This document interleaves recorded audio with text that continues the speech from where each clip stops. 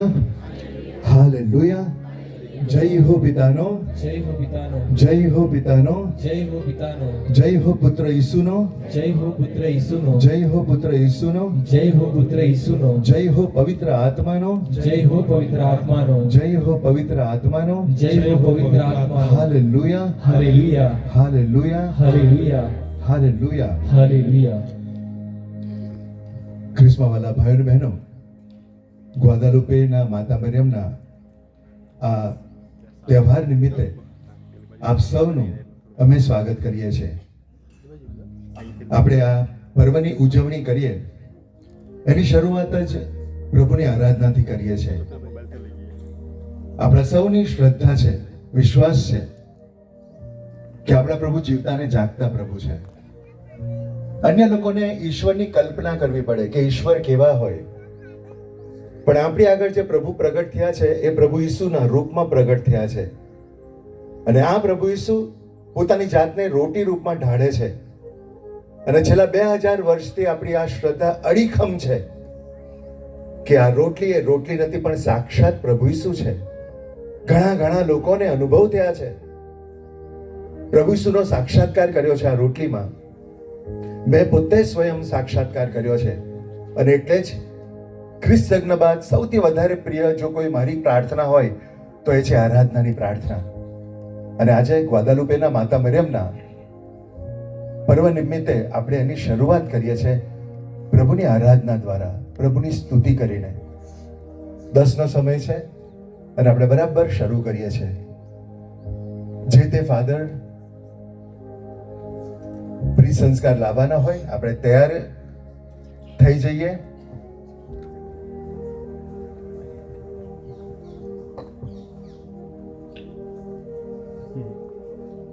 Bishop જય ઈસુ. આપણે તાળીઓ સાથે આપણા બિશપ ધર્માધ્યક્ષ આવ્યા છે, વધાવી લઈશું.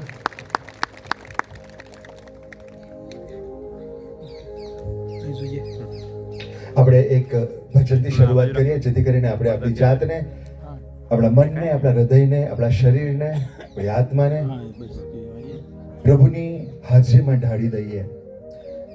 પ્રભુની હાજરી રોટીમાં છે જ, પણ પ્રભુ કહે છે કે જ્યાં 2 કે 3 મારા નામે ભેગા મળે છે ત્યાં ધર્મજનોમાં પણ પ્રભુની હાજરી છે. અત્યારે આપણે બધા ભેગા મળ્યા છે તો આપણી વચ્ચે પણ પ્રભુની હાજરી છે. ચાલો યેશુ આ ભજન દ્વારા આપણે પ્રભુને આપણી મધ્યે આમંત્રણ આપીએ.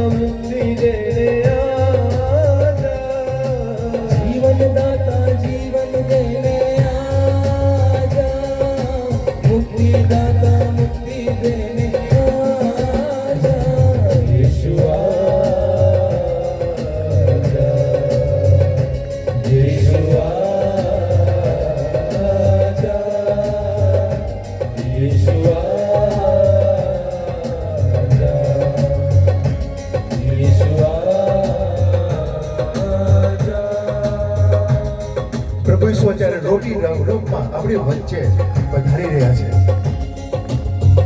પ્રભુ અત્યારે રોટી રૂપમાં સાક્ષાત જીવતા જાગતા પ્રભુ, જે પ્રભુ ઈસુ યરુશલેમ, ગાલીલ, નાઝરેથમાં ફરતા ફરતા ચાલતા, જેમના સ્પર્શ માત્રથી લોકોને સાજાપણું મળતું, એ જ પ્રભુ ઈસુ અત્યારે આપણી મધ્યે આવી રહ્યા છે, ચાલી રહ્યા છે. ચાલો એમની સ્તુતિ કરીએ, એમની આરાધના કરીએ, આપણા મન હૃદય એમના માનમાં નમાવી દઈએ, નમ્રતા ધારણ કરી એમને કહીએ કે પ્રભુ તમે અમારા ગુરુ છો, તમે અમારા પ્રભુ છો, તમને વંદન હો.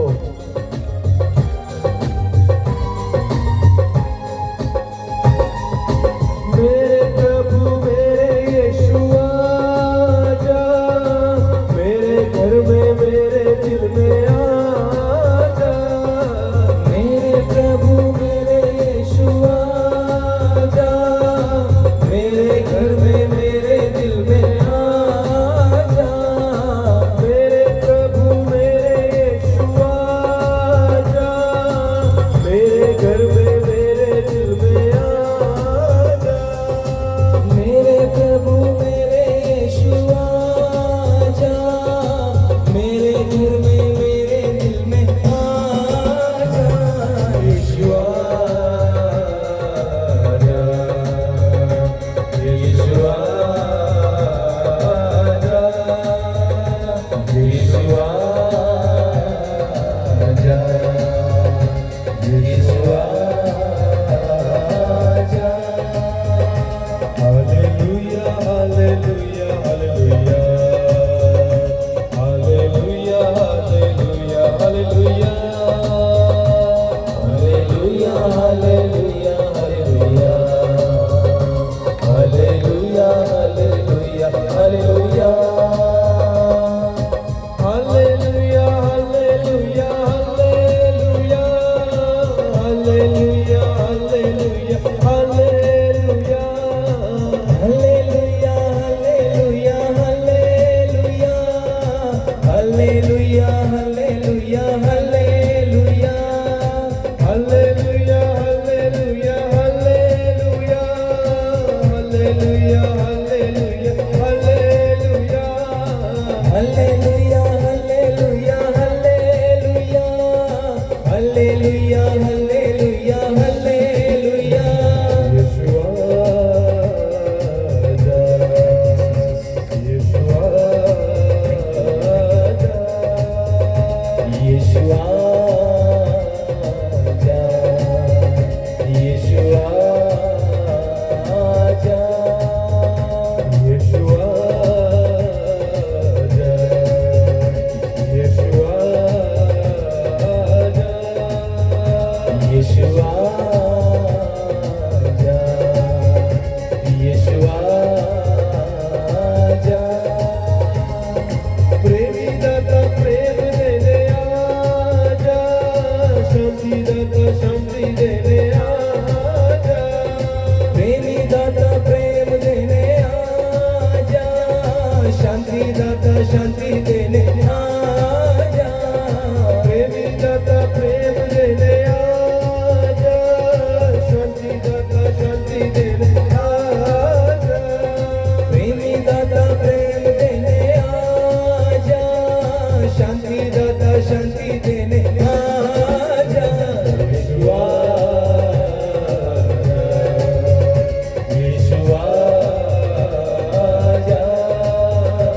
यीशु आजा, यीशु आजा. Hallelujah, hallelujah, hallelujah. Hallelujah, hallelujah, hallelujah. Hallelujah, hallelujah, hallelujah. Hallelujah, hallelujah, hallelujah.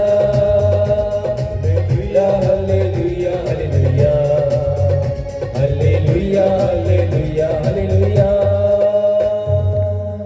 Hallelujah, Hallelujah, hallelujah, hallelujah, hallelujah. hallelujah. ખ્રિસ્તમાં વાલા ભાઈઓ બહેનો, આપણે ઉભા રહીશું થોડા સમય. જે લોકો કદાચ આરાધનામાં જોડાય છે પણ સમજતા નથી કે આરાધના કઈ પ્રકારની પ્રાર્થના છે. તો થોડી મિનિટ હું તમને સમજૂતી આપું. આ રોટલી જે છે એ ખ્રિસ્ત યજ્ઞમાં આશીર્વાદિત કરવામાં આવે છે. આ એ જ રોટલી છે જેને આપણે ખ્રિસ્ત પ્રસાદ રૂપે આપણા પેટમાં લઈએ છીએ. આ એ જ રોટલી છે જે દરેક ચર્ચમાં ટેબરનેકલમાં મૂકવામાં આવે છે, બંધ રાખવામાં આવે છે અને જેને આપણે નમીએ છીએ. ચર્ચમાં આવતા જ આપણે એ પ્રીત સંસ્કારને નમીએ છીએ. પણ આજે આપણે એ પેટીમાંથી પ્રભુ ઈસુને લઈને આ વેદી ઉપર હાજર કર્યા છે. પ્રીત સંસ્કારમાં હતા ત્યાં સુધી આપણે આંખો બંધ કરી શાંત રીતે એમનું વંદન કર્યું. પણ જ્યારે આપણે વેદી પર લાવીએ છીએ ત્યારે જીવતા જાગતા આપણી સમક્ષ આવે છે અને આપણી શ્રદ્ધા છે કે આ પ્રભુ ઈસુ જીવતા ને જાગતા છે. જે ચમત્કારો, જે સાજાપણું, જે વચનો પ્રભુ 2000 વર્ષ પહેલા આપતા અત્યારે પણ એ આપે છે. એટલે જ્યારે પ્રભુ ઈસુ વેદી ઉપર છે ત્યારે આપણે એમને જીવતા જાગતા અનુભવવાના છે.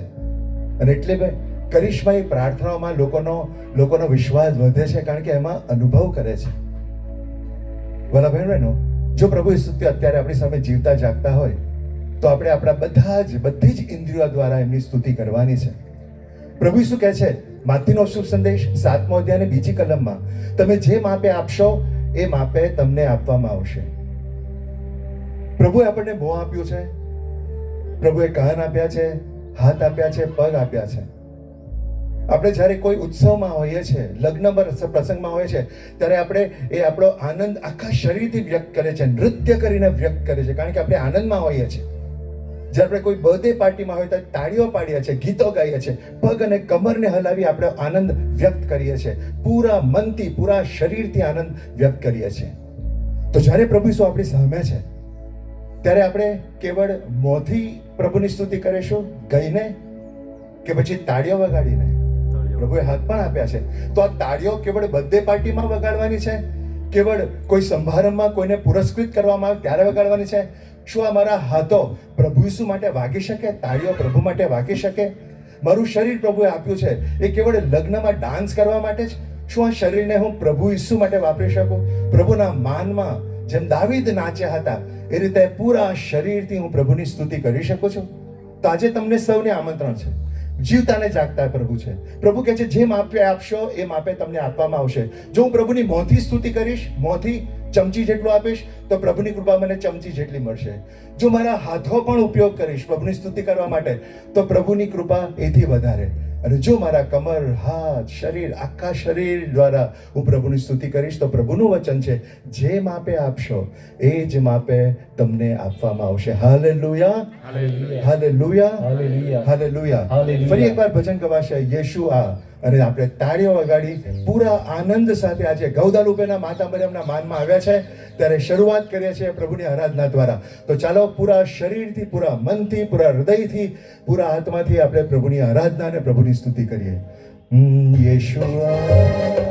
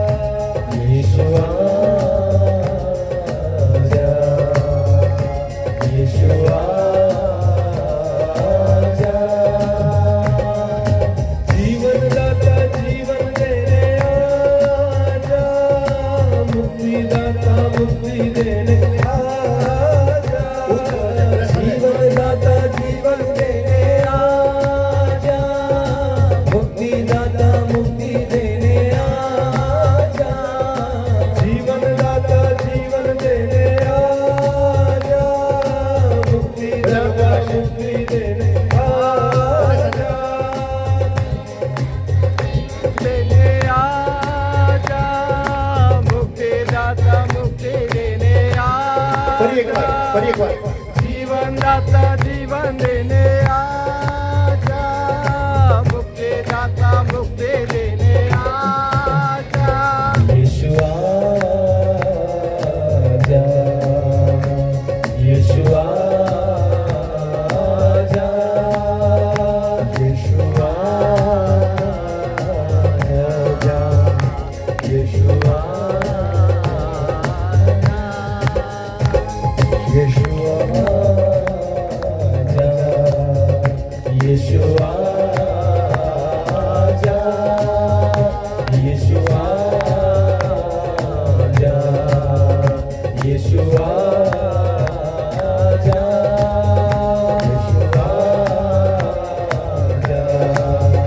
यीशु आजा, यीशु आजा, यीशु आजा,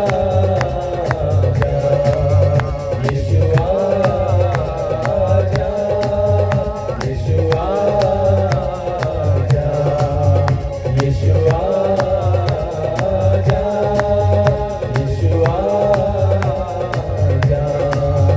यीशु आजा, यीशु आजा, यीशु आजा। प्रभुની સ્તુતિ કરીએ. Hallelujah, hallelujah, hallelujah, hallelujah. Thank you, Jesus. Praise you, Jesus. પ્રભુનો આભાર માનતા પ્રભુની સ્તુતિ કરીએ. Thank you, Jesus. Praise you, Baba. Praise you, Jesus. Praise you, Holy Spirit. Hallelujah, hallelujah, hallelujah. Risharavarara, Shantanavarara, Kireverene, Rushelelele, Hakleverela, Rihasharavarara, Shantanavara. Thank you, Jesus. Praise and glorify your name. Praise and glorify your name. Thank you, Jesus. Thank you, Jesus. Praise and glorify your name, my God. Praise and glorify your name, my Lord. Thank you, Lord. Thank you, Lord. Thank you, Lord. Thank you, Lord. Jesus. Hallelujah. Hallelujah, Hallelujah. hallelujah, Hallelujah. hallelujah. બધા બેસી જઈએ.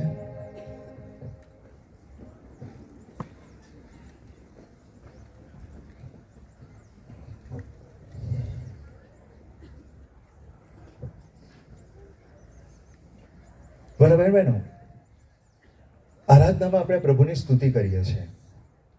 પ્રભુને આપણે જણાવીએ છીએ કે હે પ્રભુ તમે કેટલા મહાન છો.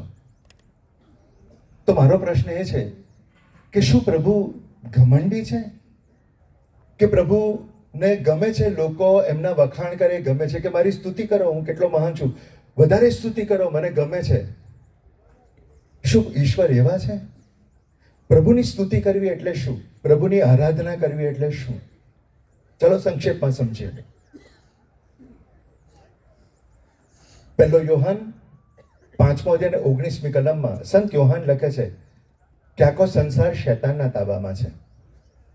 અને જ્યારે પ્રભુ ઈસુની કસોટી થાય છે માથીના શુભ સંદેશ 4થા અધ્યાયમાં, ત્યારે આ શૈતાન પ્રભુ ઈસુની સામે આવે છે.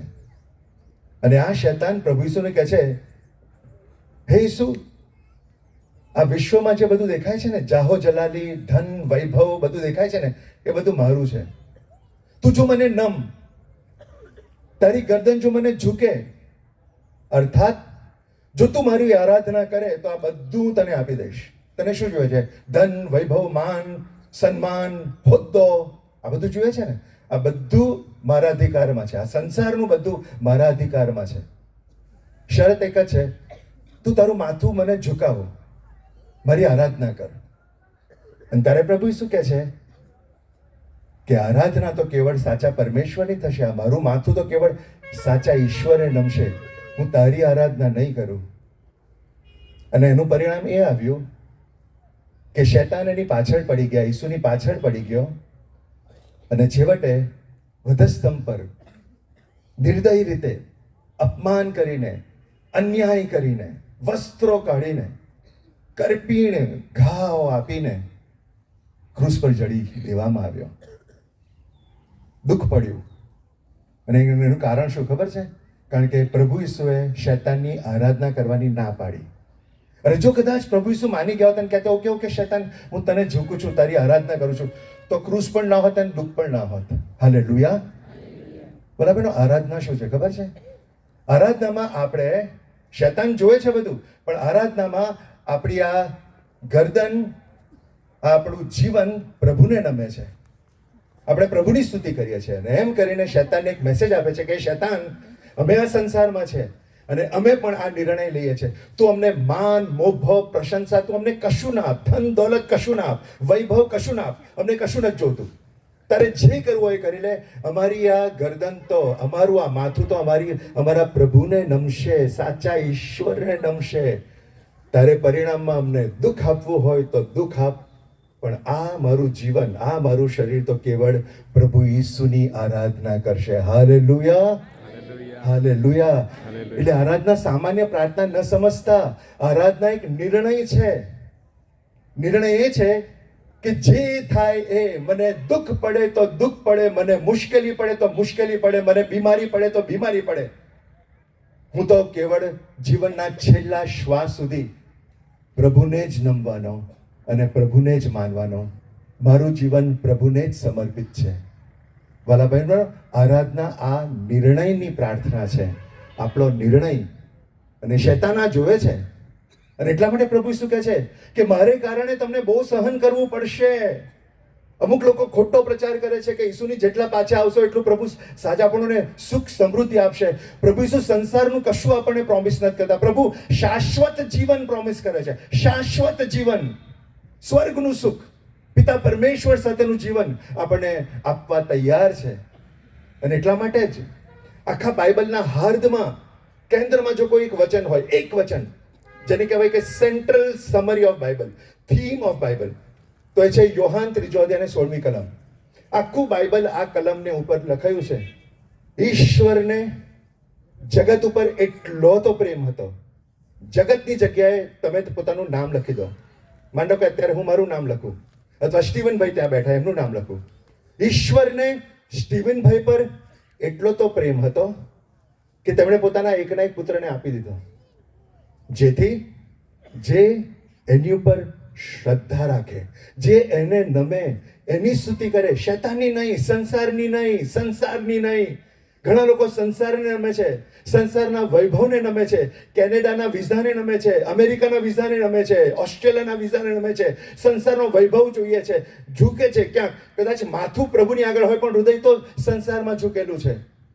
અને પ્રભુના વચન કહે છે, 1 યોહાન 2:15 કલમ, સંસાર ઉપર કે સંસારના કોઈ વિષયો ઉપર પ્રેમ રાખશો નહીં, કારણ કે જે સંસાર ઉપર પ્રેમ રાખે છે એનામાં ઈશ્વરનો પ્રેમ આવી શકતો નથી. Hallelujah, hallelujah. બરાબર. એ મહાન પ્રાર્થના છે આરાધના. આ પ્રાર્થના છે, આ નિર્ણય છે. અને જ્યારે જ્યારે આપણે આરાધનામાં સામેલ થઈએ છીએ, પ્રભુના માનમાં ગીતો ગાઈએ છીએ, ત્યારે એ એકરાર કરીએ છીએ કે સંસાર તારે જે આપવો હોય આપ, તારે દુઃખ આપવું હોય તો દુઃખ આપ, સુખ આપવું હોય તો સુખ આપ, પણ આ મારું જીવન, આ મારું મસ્તક તો કેવળ સાચા પરમેશ્વર, સાચા ઈસુને જ નમશે. Hallelujah, hallelujah. તો ચાલો વાલા બહેનો, આપણે વંદન કરીએ. ભજન ગવડાવવામાં આવશે અને જ્યારે આ ભજન ગાવ ત્યારે એને અર્થ સભર ગાજો, એના શબ્દોની પર મનન ચિંતન કરીને ગાજો અને એ રીતે ગાજો કે હું મારું માથું પ્રભુને નમાવું છું. બાજુમાં શૈતાન છે, સંસાર છે, પણ એને કહી રહ્યો છું, એને મેસેજ આપું છું કે તારું મને કંઈ ન મળે તો પણ ચાલશે, પણ આજે હું વંદન કરું છું કેવળ સાચા પરમેશ્વરને. ખૂબ ખૂબ હૃદયથી, મનથી, અર્થ સમજીને આ ભજન ગાઈએ.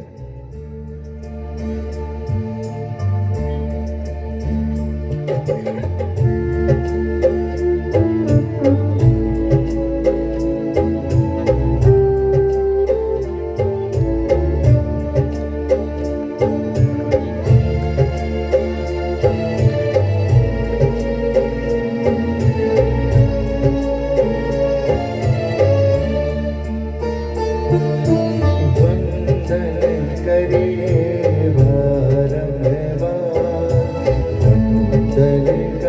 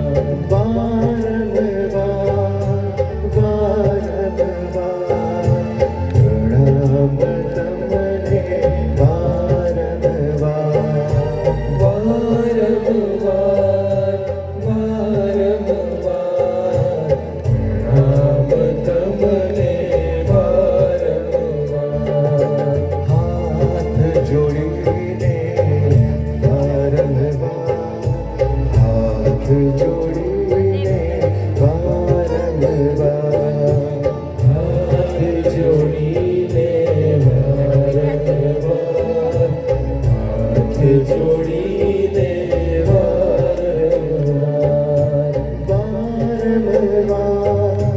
વારંવાર હાથ જોડીને વારંવાર વારંવાર, વારંવાર,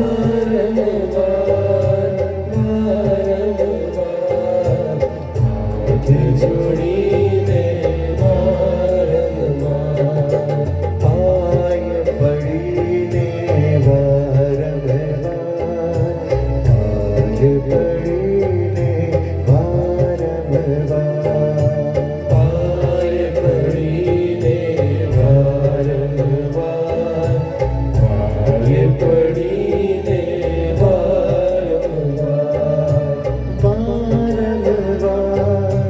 વારંવાર, પાય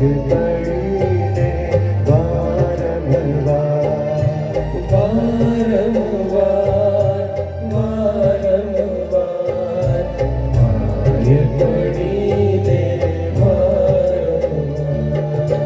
વંદન કરીએ વારંવાર વંદન કરીએ વારંવાર વંદન કરીએ વારંવાર, વંદન કરીએ વારંવાર, પ્રણામ તમને વારંવાર પ્રણામ તમને વારંવાર, હાથ જોડીને વારંવાર હાથ જોડીને વારંવાર, પાય પડીને વારંવાર પાય પડીને વારંવાર.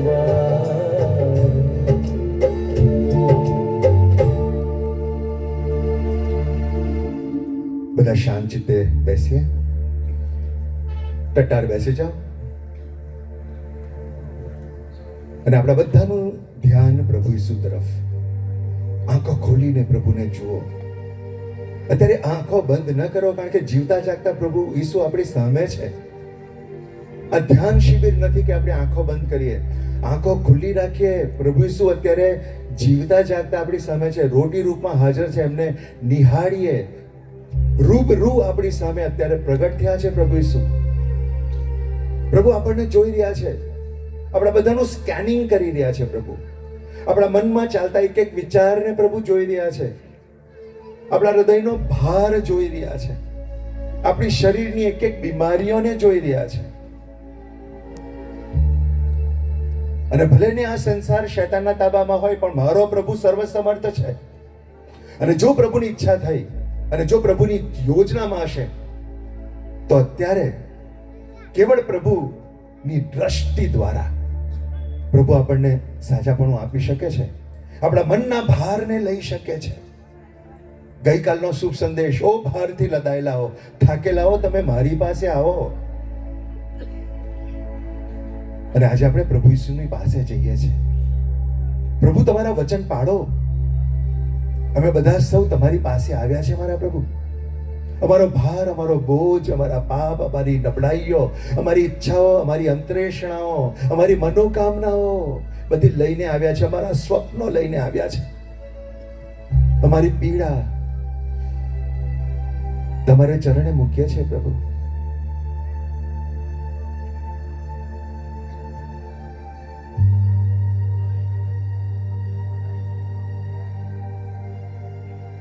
તને હું શું અર્પણ કરું પ્રભુ? તમારા માનમાં હું શું લઈને આવું પ્રભુ?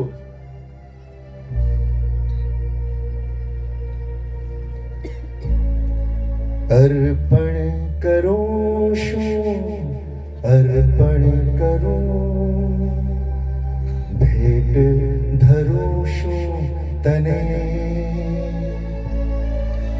તન મન અમારું અર્પું પ્રભુ, સાથે હું અર્પણ બને,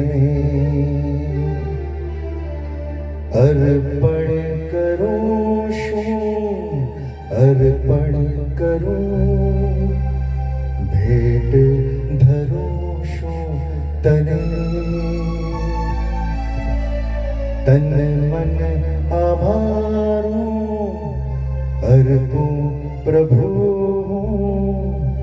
સાથે હું અર્પું મને.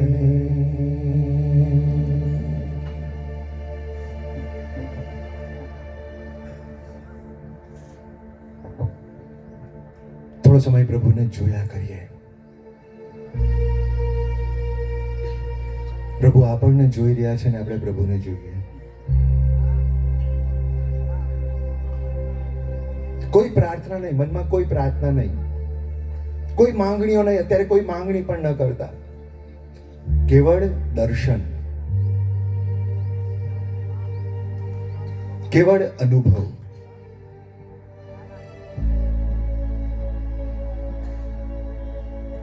એ જ પ્રભુની સાચી આરાધના છે.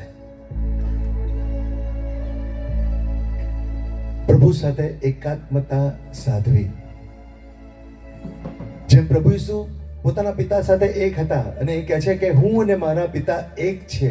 જેણે મને જોયો છે એણે પિતાને જોયો છે. પ્રયત્ન કર્યા કે એ જ અને એ જ પ્રકારની એકાત્મતા આપણે પ્રભુ ઈસુ સાથે કેળવીએ.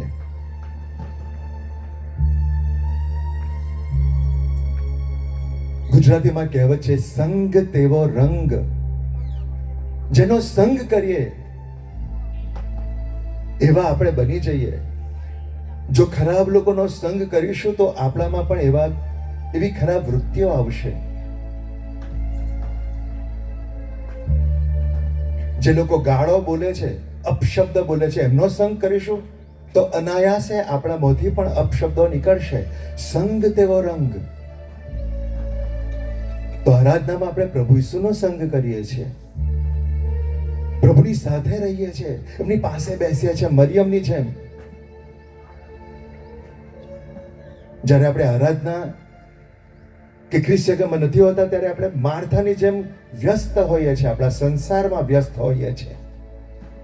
પણ આ સમય મરિયમ બનવાનો છે, પ્રભુની પાસે બેસવાનો છે, પ્રભુને સાંભળવાના છે, પ્રભુનો અનુભવ કરવાનો છે આ સમય. Thank you, Jesus. Thank you, Jesus. Praise you, Jesus.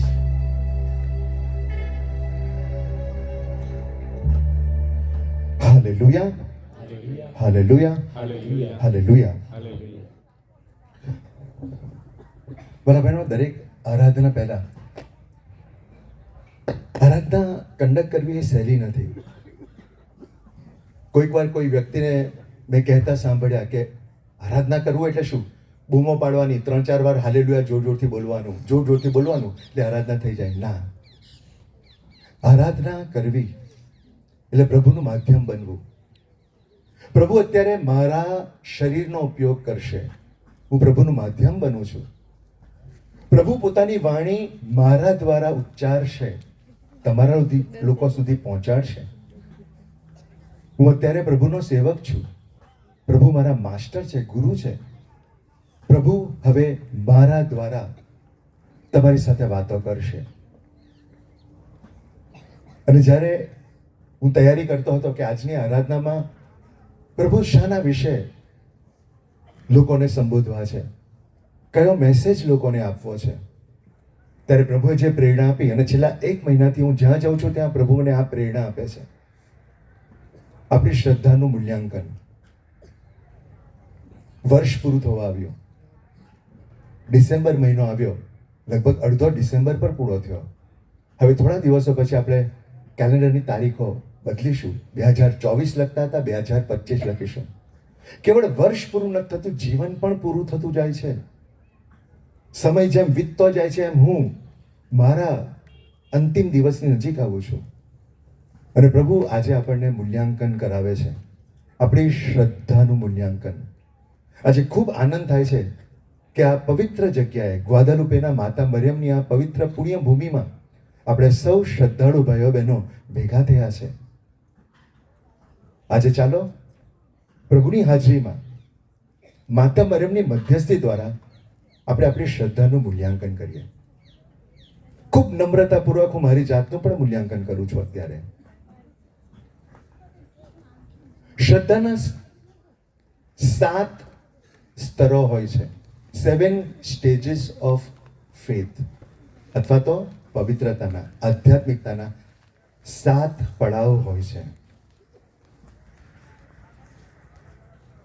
First stage, પહેલો પડાવ, દરેકની આધ્યાત્મિકતા ક્યાંથી શરૂ થાય છે? બાલ્ય અવસ્થામાં. બાલ્ય અવસ્થામાં બાળકને આપણે લઈ જઈએ છીએ. જ્યારે સ્નાન સંસ્કાર થયો ત્યારે આપણે તો બહુ નાના બાળક હતા, આપણને કંઈ ખબર પણ નહોતી કે ઈશ્વર શું છે. આપણા મા બાપ આપણને શ્રદ્ધામાં લઈને આવે છે, કોઈ લઈને આવે છે આપણને.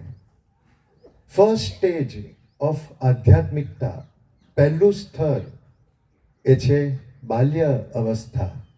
કોઈ આપણને લઈને આવે છે. ગુજરાતમાં પ્રભુ ઈસુને કોઈ ઓળખતું નહોતું, પણ 131 વર્ષ પહેલા મોગરી ગામમાં અન્ય મિશનરીઓ, આપણે બાળ અવસ્થામાં હતા, આપણને લઈને આવે છે પ્રભુ ઈસુ તરફ. આપણી શ્રદ્ધાની શરૂઆત ત્યાંથી થાય છે. તે વખતે કંઈ ખબર નહોતી ઈસુ કોણ છે, એમના વચનો શું છે ખબર નહોતી. આપણને લઈ આવવામાં આવ્યા બાળકની જેમ. તો પહેલી અવસ્થા બાલ્ય અવસ્થા, જ્યાં બીજા કોઈ મને લઈને આવે છે. કદાચ આજે ઘણા બધા છે, તમને લઈને આવ્યા છે કોઈ. તમે સાંભળ્યું છે ખાલી કે ગ્વાદાલુપેના માતા મરિયમ છે, તમે અનુભવ નથી કર્યો, પણ અન્ય લોકો તમને બસમાં બેસાડીને લઈને આવ્યા છે. શરૂઆત થઈ છે તમારી. આ પહેલી અવસ્થા, બાલ્ય અવસ્થા.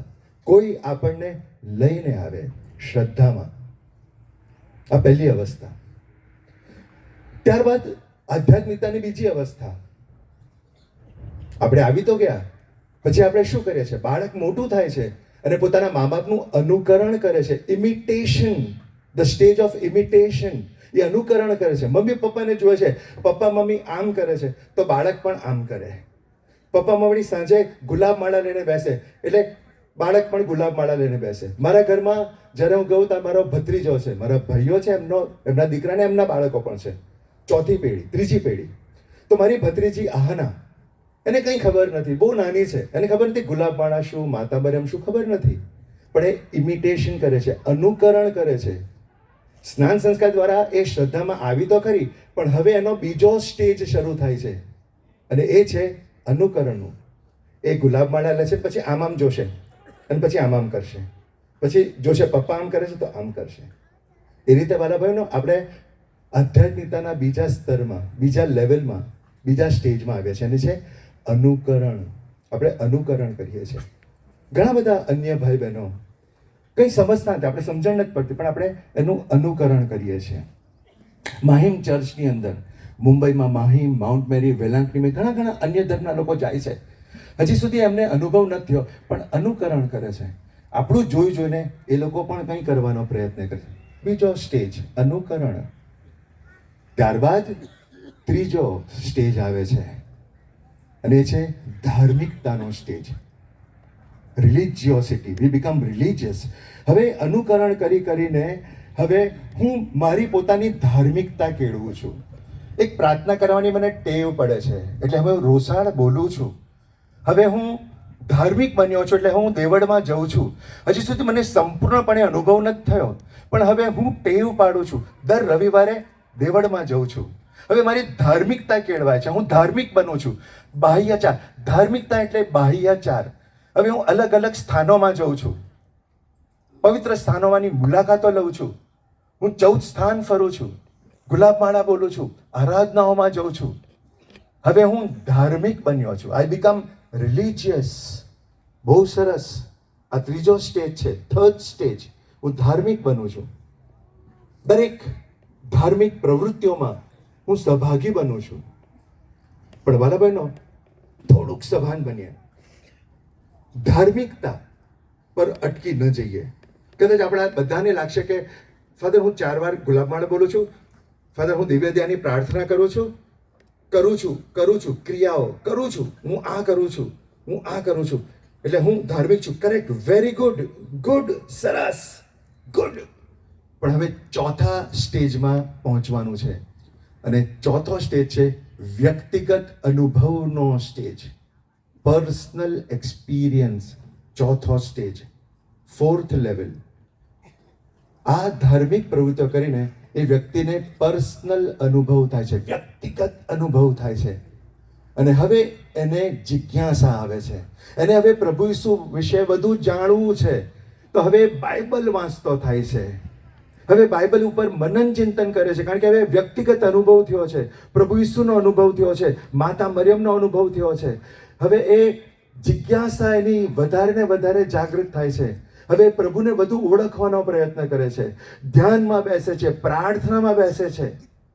ધાર્મિક તો છે જ, અલગ અલગ જગ્યાએ જાય છે, પ્રાર્થનાઓ કરે છે, બધું જ કરે છે. પણ હવે એ ચોથા સ્તરમાં આવે છે. હવે એ વ્યક્તિગત અનુભવ દ્વારા પ્રભુની વધુ નજીક જવાનો પ્રયત્ન કરે છે, પ્રભુને વધુ ઓળખવાનો પ્રયત્ન કરે છે. આ ચોથો સ્ટેજ. અને ત્યારબાદ પ્રભુને ઓળખ્યા પછી, પ્રભુ વિશે વધુ જાણ્યા પછી એ પાંચમા સ્ટેજમાં પ્રવેશે. અને એ પાંચમું સ્ટેજ છે શિષ્ય બને છે, બીકમ્સ અ ડિસાઇપલ. આ પાંચમું લેવલ છે, એ શિષ્ય બને છે. એ નક્કી કરે છે, મનથી નક્કી કર્યું છે મેં, ઈસુ પાછળ ચાલવું મારે, પાછા મારે ફરવું નથી, કોઈ કાળે. મનથી નક્કી કર્યું છે મેં, ઈસુ પાછળ ચાલવું મારે. હવે એ ઈસુનો અનુયાયી બને છે. પાંચમું stage, fifth stage of spirituality. I become a disciple. પહેલું સ્ટેજ છે બાલ્ય અવસ્થા, કોઈ લઈને આવ્યું છે.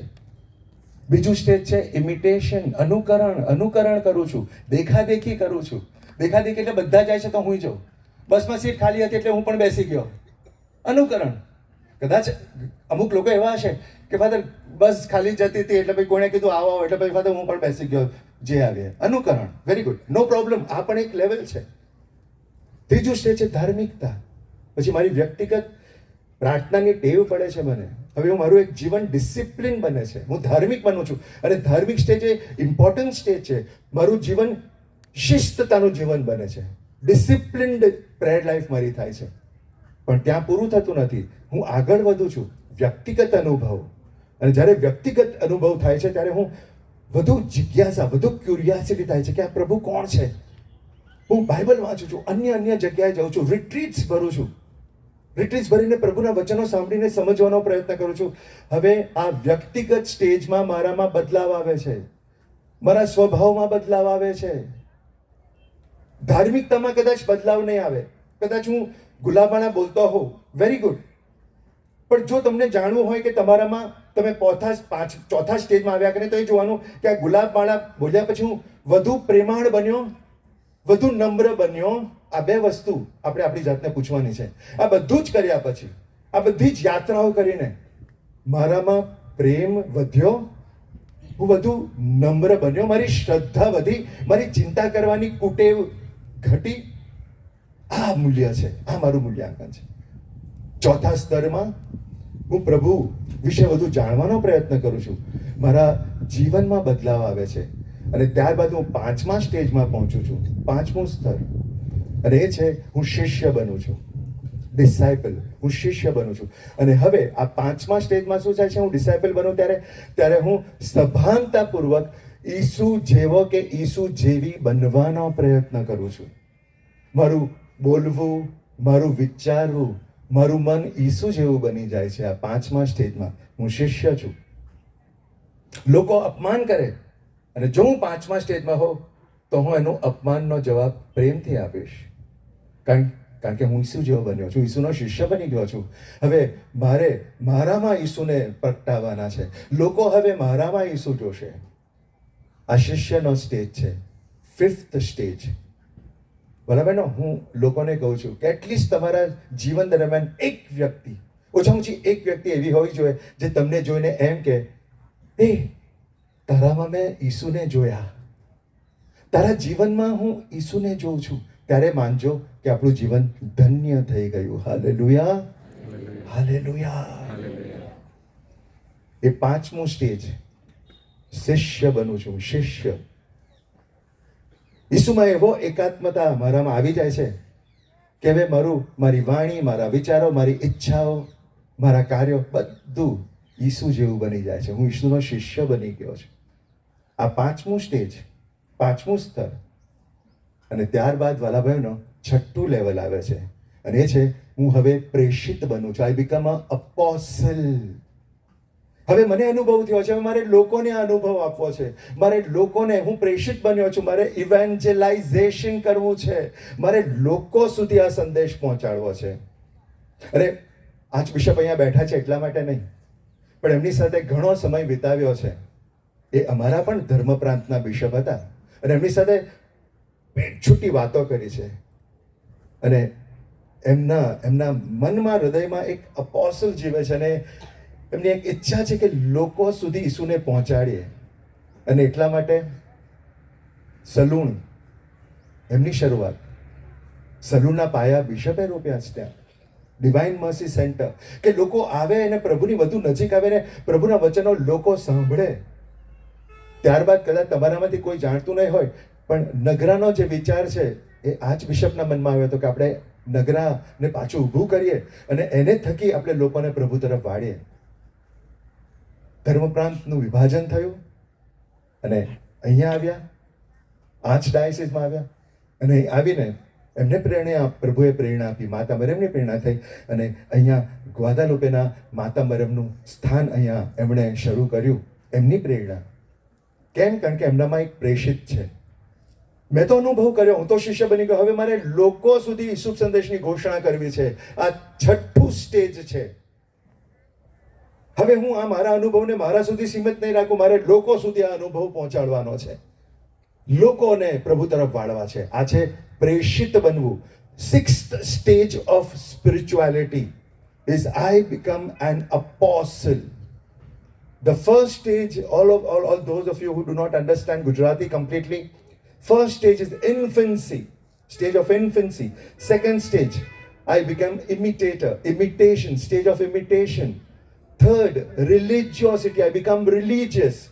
Fourth stage, I have a personal encounter with Jesus, personal experience. So I become curious to know more about Jesus.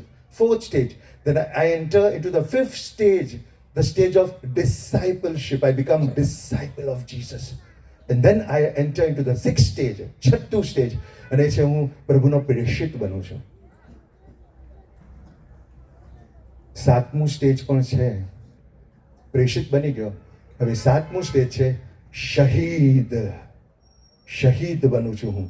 મારી શ્રદ્ધા, મારી આધ્યાત્મિકતા એટલી વધી જાય છે કે જીવવું મરવું એ મારા માટે કંઈ માને રાખતું નથી. હવે તો બસ મારે જીવ સુદ્ધા આપવો પડે તો મારા પ્રભુ માટે મારું લોહી પણ રેડીશ, હું શહીદ પણ થઈ જઈશ. આ મોટા ઉચ્ચ સ્તર શહીદનું. મારા જીવનને પણ પ્રભુને સમર્પિત કરી નાખીશ. હું શહીદ બની જાઉં છું, હું શહીદ બનવા માટે તૈયાર થાઉં છું. અને મારી આ શ્રદ્ધા છે. અને બિશપ પણ, આર્ચ બિશપ પણ આ ઘણી જગ્યાએ કીધું છે. ઘણા લોકો કહે છે કે ફાધર, શ્રદ્ધા હજી સુધી 131 વર્ષમાં શ્રદ્ધા ક્યાં સુધી પહોંચી છે? આપણા લોકોની શ્રદ્ધા ક્યાં સુધી પહોંચી છે? તમે મૂલ્યાંકન કરો, ક્યાં સુધી પહોંચ્યા છે? બાલ્યાવસ્થા પૂરી થઈ ગઈ, બાલ્યાવસ્થા પૂરી થઈ ગઈ, અનુકરણ પણ પૂરું થઈ ગયું. ધાર્મિકતા, યસ, ધાર્મિક બન્યા છે, આપણે જઈએ છીએ, પ્રાર્થનાઓ કરીએ છીએ. અને હું માનું છું કે આપણામાંના ઘણા બધા 4થા સ્ટેજમાં પણ આવ્યા છે. પર્સનલ અનુભવ થયો છે, પ્રભુ વિશે વધુ જાણવાનો પ્રયત્ન કરીએ છીએ. અને આપણામાંના ઘણા બધા 5મા લેવલમાં પણ આવ્યા છે. શિષ્ય બન્યા છે, આપણે પ્રેષિત બન્યા છે, શિષ્ય બન્યા છે, ડિસાઇપલ બન્યા છે. અને આપણામાંથી જુજ લોકો એવા છે કે હવે પ્રેષિતિક કાર્ય કરે છે. તમે ગ્રસ્ત છો, તમારો સંસાર છે, પણ તમે તમારી રીતે પ્રભુના નામનો મહિમા કરો છો, પ્રભુના શુભ સંદેશની ઘોષણા કરો છો. એ પ્રેષિત. પણ ત્યાં સુધી અટકવાનું નથી. છેલ્લું છે શહીદ. અને એ સ્ટેજ પર પ્રભુની કૃપા દ્વારા જ પહોંચી શકાય. બરાબર? શહીદ બનવું એટલે કોઈ આપણને મારી નાખે ઈસુના નામે એ નથી. શહીદનું સ્ટેજ એટલે દુઃખ આવે ને એને પણ સ્વીકારી લે કે પ્રભુ તારા તરફથી આવે છે ને, થેન્ક યુ, હું સ્વીકારી લઉં છું. બીમારી આવે ને તો પણ એક શહીદની જેમ એને પણ સ્વીકારી લે કે પ્રભુ લેવી હોય તો લઈ લે, સાજાપણું આપો તો સાજાપણું આપી દે, પણ જો મારે વેઠવું પડે તો પ્રભુ હું વેઠવા પણ તૈયાર છું, કારણ કે જીવ આપવા તૈયાર છું, હું તો શહીદ બની ગયો છું. પછી એના મનમાં પેલું ના હોય કે ક્યાં જાઉં કે મને સાજાપણું મળે, મને કમરમાં દુખે છે, મને પ્રાર્થના કરો સાજાપણું મળે. શહીદ બની ગયો છું, હવે તો દુઃખ પડે તો દુઃખ, જીવન જાય તો જીવન જાય, હું શહીદ બની ગયો છું, મારા પ્રભુ માટે જીવ આપવા પડે તો હું તૈયાર છું. પણ આપણે એટલા ભાગ્યશાળી નથી કે આપણને જીવ આપવા પડે. હું તો રાહ જોઉં છું કદાચ એવી પરિસ્થિતિ આવશે તો તૈયાર છે જીવ આપવા, પણ આપણે એટલા ભાગ્યશાળી નથી. શું મારા રોજિંદા જીવનમાં મારો નાનો જીવ આપી શકું, નાના દુઃખને સ્વીકાર કરી શકું? કદાચ મારા પતિ મને દુઃખી કરે છે, મારા સાસુ મને દુઃખી કરે છે, મારા વર્ક પ્લેસમાં મને દુઃખ પડે છે, હું કોન્વેન્ટમાં છું અને મારી સુપિરિયર મને થોડું દુઃખ પહોંચાડે છે, મારા પુરોહિત મિત્ર છે એ મને દુઃખ પહોંચાડે છે, મારા ઉપરીઓ મને દુઃખ પહોંચાડે. શું એનો સ્વીકાર કરી શકું શહીદની જેમ? અને જો હસ્તે મોડે હું મારા ક્રોસને સ્વીકાર કરી શકું, ત્યારે માનવાનું કે હું આધ્યાત્મિકતાના ઉચ્ચ સ્તરે પહોંચી ગયો છું. હાલેલુયા. બરાબર, આ આપણું મૂલ્યાંકન છે. આજે આપણે આપણું મૂલ્યાંકન કરીએ. ગ્વાદાલુપેના માતા મરિયમના પવિત્ર સ્થાને બેઠા છે ત્યારે, અને ડિસેમ્બરનો મહિનો આવ્યો છે, આવતું વર્ષ જાન્યુઆરી, નવો મહિનો, નવું વર્ષ, નવું જીવન, ત્યારે આપણે થોડું મૂલ્યાંકન કરીએ. અને આજે અહીંયાથી નીકળતા પહેલા માતા મરિયમની હાજરીમાં, ગ્વાદાલુપેના માતા મરિયમને આપણે કહીએ કે માતા મરિયમ તો ઉચ્ચ સ્તરમાં પહોંચ્યા હતા. એમની નામની આગળ એક વિશેષણ લાગે છે, હે પવિત્ર મારિયા. એટલા પવિત્ર હતા કે હવે કાયમ માટે એમને નામની આગળ એક એડજેક્ટિવ વિશેષણ લાગે છે, પવિત્ર મારિયા, પરમેશ્વરની માં. તો મારે પૂછવાનું કે હું પવિત્રતામાં આગળ વધ્યો, હું કયા પવિત્રતાના કયા સ્ટેજ ઉપર છું, કયા લેવલ ઉપર છું? આજે ખૂબ પ્રમાણિકતાથી આપણે માતા મરિયમની આગળ આપણી જાતને સમર્પિત કરીએ, પ્રભુ ઈસુની આગળ આપણી જાતને સમર્પિત કરીએ. અને હું તો કહીશ, હું તો જ્યાં જઉં છું ત્યાં લોકોને કહું છું, આ વખતે અમદાવાદ ધર્મ પ્રાંતે 75 વર્ષ પૂરા કર્યા, અને તે વખતે મારે બોલવાનું હતું ત્યારે હું આ બોલ્યો કે 75 વર્ષમાં આપણે શ્રદ્ધાના કયા લેવલ ઉપર પહોંચ્યા છે. અને ગુજરાત સ્તરમાં કહીએ તો 131 વર્ષ થઈ ગયા છે. આપણે શ્રદ્ધાના કયા લેવલ ઉપર પહોંચ્યા છે? શું કોઈ લેવલમાં અટકી ગયો છું? અને પ્લીઝ ખોટું ન માનતા, પણ મારો આ નિષ્કર્ષ છે એવું મને લાગે છે. કદાચ હું રોંગ હોઈ શકું અને હું સ્વીકારીશ, કદાચ જો તમે મને કહેશો તો કદાચ હું સ્વીકારી લઈશ કે આઈ એમ રોંગ, પણ મને એવું લાગે છે કે આપણે ધાર્મિકતામાં અટકી ગયા છે. થર્ડ સ્ટેજ પર ઘણા બધા ત્રીજા સ્ટેજ પર અટકી ગયા છે. મારે આગળ વધવાનું છે, અનુભવ કરવાનો છે, શિષ્ય બનવાનું છે, મારા જીવનમાં બદલાવ આવવો જોઈએ, અને ત્યારબાદ મારે પ્રેષિત બનવાનું છે, અને ત્યારબાદ ઈસુની જેમ, માતા મરિયમની જેમ, સર્વ સંતોની જેમ મારે દુઃખનો સ્વીકાર કરવાનો છે, ક્રોસનો સ્વીકાર કરવાનો છે. Hallelujah, hallelujah, hallelujah. અને છેલ્લે તમને શું લાગે છે કે આ સીડી ઉપર જ જાય છે? આમ ઉપર જ જાય છે? ના, આ તો સાપ સીડી રમત જેવું છે. તમે 7મા સ્ટેજ પર, 6ઠ્ઠા સ્ટેજ પર પહોંચ્યા અને એવો અનુભવ થયો, એવી પ્રભુની કસોટી થઈ, એક કસોટી થઈ અને સીધા નીચે. ઘણા બધા કહે ફાધર બહુ પ્રાર્થના કરી, અને છેવટે પ્રભુએ આ કર્યું. ફાધર હવે તો પ્રભુ પર વિશ્વાસ જ ઉઠી ગયો છે, દેવળમાં જવાનું જ બંધ કરી નાખ્યું છે. એ છેક નીચે આવી ગયા. સાપ સીડીમાં સીડી પણ હોય અને સાપ પણ હોય. તમે છેક ઉપર પહોંચી ગયા અને સાપ સુધી પહોંચ્યા એટલે એ આવી ગયા છેક નીચે. અને એવા મેં ઘણા જોયા છે કે એક કડવો અનુભવ થયો, પહોંચ્યા છે, શ્રદ્ધામાં આગળ વધ્યા છે, એક ખરો અનુભવ, પ્રભુએ કસોટી કરી અને શ્રદ્ધા કડડડડ ભૂષ, ફાધર દેવળમાં જવાનું જ છોડી દીધું છે. શું ફાયદો? જેમ ગયા એમ વધુ ને વધુ દુઃખ આવ્યું. વાલા ભાઈ બહેનો, આવું થશે જ. કસોટીઓ આવવાની, કસોટી આ શ્રદ્ધાને મજબૂત રાખવાની છે. કલ્પના કરો ને, જે માતાના ધામમાં આવ્યા છે એમની કેટલી કસોટીઓ થઈ. એકના એક દીકરાને એમણે સામે મરતા જોયો છે, અને એવું કહેવાય છે આ સંસારનું મોટામાં મોટું દુઃખ, હિન્દીમાં આ સરસ લાગે છે, दुनिया का सबसे बड़ा बोझ, दुनिया का सबसे बड़ा बोझ माँ बाप के कंधों पर बच्चों का जनाजा. મા બાપના ખભા ઉપર પોતાના બાળકોની દફન વિધિ, જે શેને શું કહેવાય, પેટી, શવ પેટી, એના જેવો બીજો કોઈ બોજ નહીં. મા બાપને પોતાના બાળકનું શબ લઈને સ્મશાનમાં જવું પડે એના જેવો બીજો બોજ નહીં. તમે સહમત છો બધા? મારી સાથે સહમત છો? હા. આ મોટું દુઃખ, એ દુઃખ માતા મારે સહન કર્યું. એક શબ્દ બોલ્યા નહીં. એકનો એક દીકરો ક્રોસ પર ગયો અને માં બસ એક શિષ્યની જેમ પાછળ જતા ગયા. દીકરાની લાશને ખોળામાં મૂકી સ્વીકારી લીધું બધું. એટલું જ નહીં, પેન્ટેકોસ્ટ વખતે શિષ્યોની સાથે છે, પ્રાર્થના કરે છે અને પ્રેષિત બની હજી સુધી માતા ધર્મસભાની સાથે માતા મરિયમ હાજર છે અને મધ્યસ્થ બન્યા છે માતા ધર્મસભા સાથે માતા મરિયમ. અને આજે પણ માં આપણી સાથે છે, એક પ્રેષિત તરીકે, એક શહીદ તરીકે. Hallelujah, hallelujah, hallelujah. હાલેલુયા. ભલા બહેનો, બધા આવ્યા છે. મને ખાતરી છે કે સરસ 14 સ્થાન ફરીશું, આપણે ગીતો ગાઈશું, વેરી ગુડ. સરસ ખ્રિસ્ત યજ્ઞ થશે, વેરી ગુડ. ઈસુને આપણે રોટી રૂપમાં લઈશું, સરસ. બધું જ અગત્યનું છે. પણ સાથે સાથે આપણે આપણી જાતને પૂછીએ, મારી શ્રદ્ધામાં વધારો થયો, મારી આધ્યાત્મિકતામાં વધારો થયો, હું અહીંયા આવ્યો એથી વધુ સારી વ્યક્તિ બનીને જઈ રહ્યો છું. અને મૂલ્યાંકનમાં ખાલી 2 જ વસ્તુ પૂછવાની છે. હું વધુ પ્રેમાળ બન્યો, પ્રેમાળ. બીજું, હું વધુ નમ્ર બન્યો. અને કદાચ ત્રીજાનો પણ ઉમેરો કરી શકાય, મારી શ્રદ્ધા વધી. શ્રદ્ધા વધવી એટલે ચિંતા ઓછી થવી, અને ચિંતાઓ વધવી એટલે શ્રદ્ધા ઓછી થઈ છે. આ 3 બાબત આપણી જાતને આજે પૂછીએ. અને માતા મરિયમને કહે, માં આજે અમે આવ્યા છે, તમારી કૃપા આપજો. અને ગુવાદાલુ તને માતા મરિયમ મેં ઘણું બધું કર્યું છે અને અહીંયા પણ ભવ્ય ચમત્કારો કરશે. પણ આપણે મા પાસે આજે જો માગવું હોય તો આ માગીશું, માં અમારી આધ્યાત્મિકતામાં વધારો કરો. અને એ પણ પ્રભુની કૃપા હશે તો જ થશે. આપણા સંકલ્પો આપણને ક્યાં લઈ જશે? આપણા સંકલ્પો, આપણા રેઝોલ્યુશન્સ આપણને બહુ લાંબે સુધી નહીં લઈ જઈ શકે. એ કેવળ પ્રભુની કૃપા હશે તો જ થશે. અને એટલે તો આરાધનાથી શરૂઆત કરી છે, પ્રભુની કૃપા મેળવવા માટે. Hallelujah, hallelujah, hallelujah. ચલો બધા ઊભા થઈ જઈએ.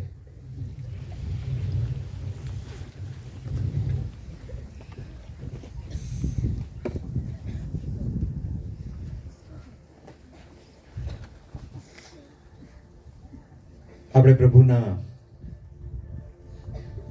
દર્શન કરવા, આ પ્રીત સંસ્કારમાં ભજનો ગાઈ, પ્રભુની સ્તુતિ પણ કરી, પ્રભુની આરાધના કરી.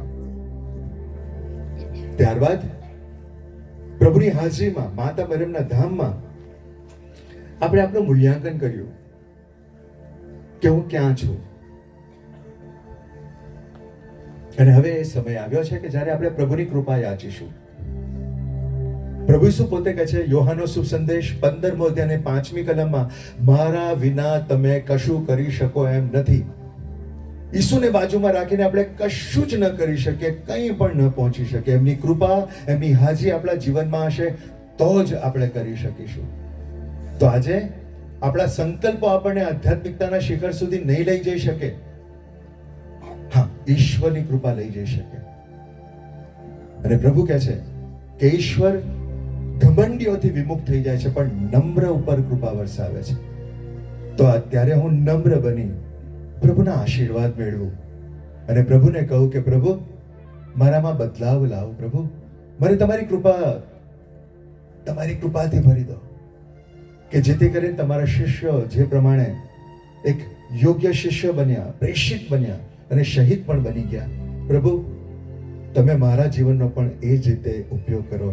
બસ આજે તમારી પાસે આટલી કૃપા માંગીએ છે, આપજો પ્રભુ, અમને આપજો. ચાલો આપણે બધા જ આરાધનાની પૂર્ણાહુતિ કરીએ, પ્રભુના આશીર્વાદ લેવા તૈયાર થઈએ.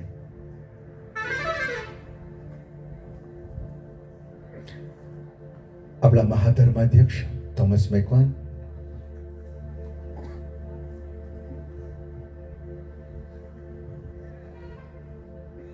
હવે આપણે ઉપર આવશે વેદી ઉપર.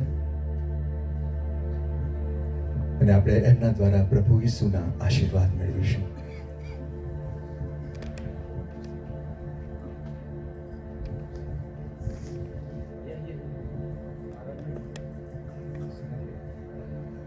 આપણે આ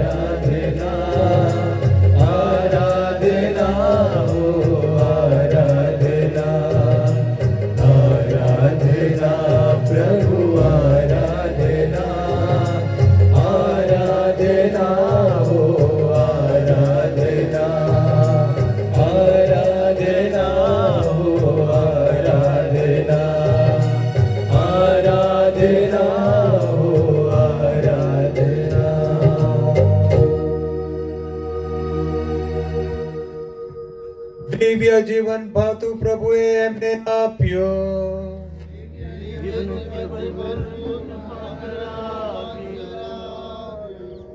પ્રાર્થના કરીએ. હે પ્રભુ ઈસુ, તમારા અમર બલિદાનના આ સનાતન સ્મારકને અમારા કોટી કોટી પ્રણામ હો. તેમાં અમારે ખાતર તમે જાતે ચડાયા છો. તેમાંથી તમારો અઢળક પ્રેમ હર ઘડી અમારા ઉપર ઉભરાયા કરે છે. અમારી અરજ સ્વીકારો.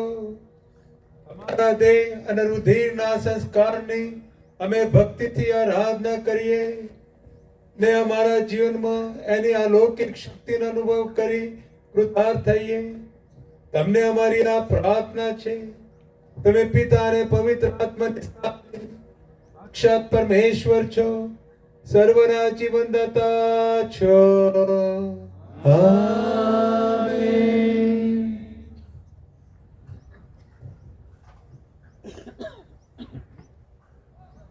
આજે જ્યારે આપણે પ્રભુ ઈસુનો આશીર્વાદ લઈએ ત્યારે વિશેષ ગ્વાદાલુપેના માતા મરિયમને પણ આપણે વિનંતી કરીએ. એમની મધ્યસ્થી દ્વારા સાઉથ અમેરિકામાં જે હૃદય પલટો થયો છે, અત્યારે કરિશ્માઈ પ્રાર્થનાઓમાં સૌથી વધુ જાગૃતતા અવેરનેસ સાઉથ અમેરિકામાં છે. અને એ બતાવે છે કે ગ્વાદાલુપેના માતા મરિયમનો કેટલો પ્રભાવ છે. આજે આપણે એ જ માતાને પ્રાર્થના કરીએ, ગ્વાદાલુપાના માતા મરિયમને, કે જે બદલાવ પરિવર્તન સાઉથ અમેરિકામાં આવ્યું, એ પરિવર્તન આપણા રાજ્યમાં, આપણા દેશમાં અને સૌપ્રથમ આપણા જીવનમાં પણ આવે. આપણે બે હાથ જોડી મસ્તક ઝુકાવી પુત્ર ઈસુ, આપણા ગુરુ, આપણા પરમેશ્વર, આપણા મુક્તિદાતાના આશીર્વાદ લઈએ.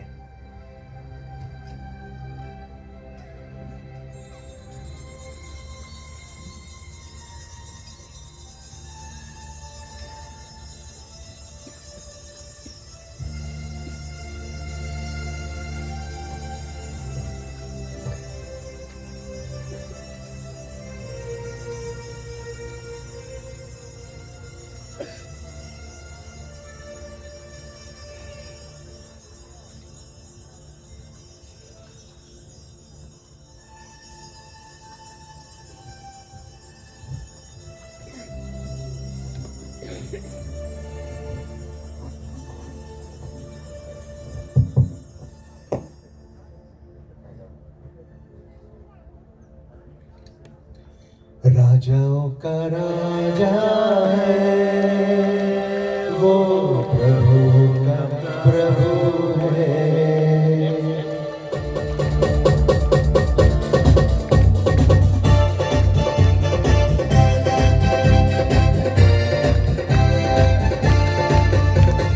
राजाओं का राजा है वो, प्रभु का प्रभु है. राजाओं का राजा है वो, प्रभु का प्रभु है. प्रभु यीशु मसीह, प्रभु यीशु मसीह, प्रभु यीशु मसीह, प्रभु यीशु मसीह. राजाओं का राजा है वो, प्रभु का प्रभु है. राजाओं का राजा है वो, प्रभु का प्रभु है. जब यीशु दुनिया में था, लोगों को चचा किया,